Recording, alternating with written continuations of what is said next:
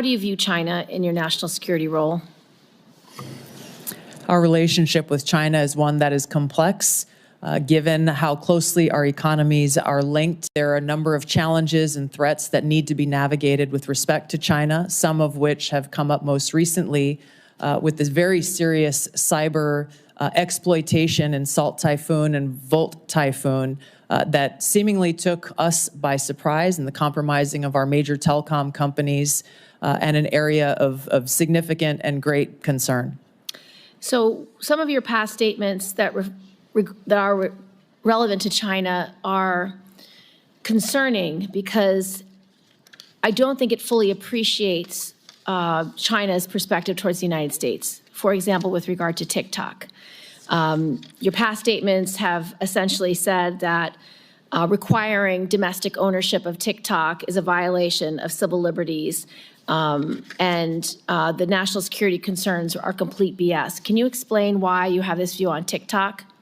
The position that I previously made, obviously not as a member of Congress, as you consider the TikTok legislation, were centered around the protection of Americans' First Amendment rights and the lack of data privacy legislation, frankly, that would apply to TikTok, Facebook, X, all of these different social media applications that collect on us as users of these applications.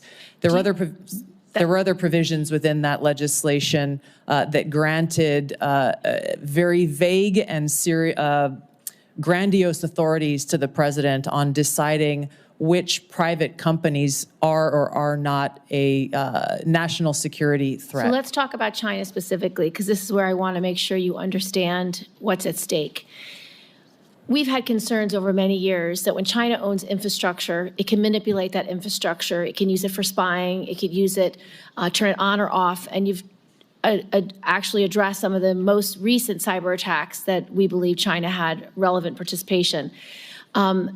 The challenge is if China owns TikTok, it means they can spy on the United States, on the American people. It can take all the data from our children. It can change the narrative about what people are talking about through their algorithms. If it wants to create misinformation or malign foreign influence, it's very easy. So can you understand why it's so important that we require domestic ownership of TikTok? I understand the concern, Senator.